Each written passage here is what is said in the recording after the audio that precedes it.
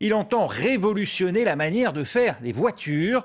Le génial homme d'affaires Elon Musk rencontre ses premières difficultés avec Tesla. La marque qui impose l'électrique dans l'automobile haut de gamme vient de rater ses derniers objectifs de livraison. Le groupe perd 1 milliard de dollars en bourse depuis 2 semaines. Et l'on vient d'apprendre qu'une enquête est ouverte aux États-Unis après la mort d'un client de Tesla. Son pilote automatique n'avait pas détecté la présence d'un camion sur une route de Floride. Christophe Dansette. Josh Brown avait acheté sa Tesla il y a un an. Il en était passionné. Je ne sais pas ce que je vais faire de mes mains maintenant. Cet ancien Marines avait pris l'habitude de mettre en ligne des petites vidéos tutoriels de sa voiture, sa Tessie comme il l'appelait. Le 5 avril dernier, il en poste une où il évite l'accident. Le véhicule fait un écart ici, tout seul, sur sa droite, pour éviter ce camion qui se rabat sur lui. L'ancien Marines n'a rien eu à faire ce jour-là. Sur un réseau social, il écrit: Tessie a bien joué, je suis vraiment impressionné. Très beau travail. Un mois plus tard, sur cette route, le système ne fonctionne pas aussi bien. Le pilote automatique ne détecte pas la remorque de ce poids lourd qui coupe la route devant lui pour tourner à gauche. Josh Brown meurt sur le coup. Sa voiture est coupée en deux. Il est arrivé si vite sous ma remorque que je ne l'ai pas vu.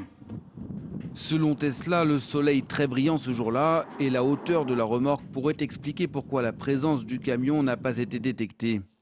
Dans un communiqué, le constructeur annonce d'ailleurs faire l'objet d'une enquête des autorités américaines.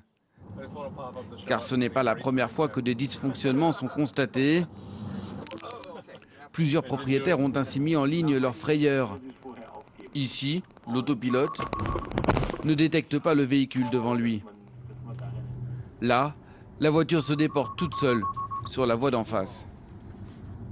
Le constructeur californien rappelle que la technologie n'en est qu'à sa phase de test et qu'il faut toujours garder les mains sur le volant. Pour cette spécialiste, cela ne suffit pas.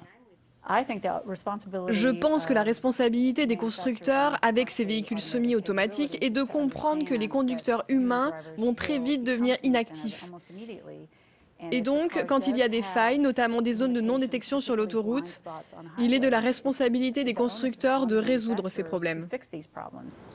Dans la foulée de l'enquête, Tesla a annoncé une grande mise à jour de son pilote automatique prenant en compte les retours des utilisateurs.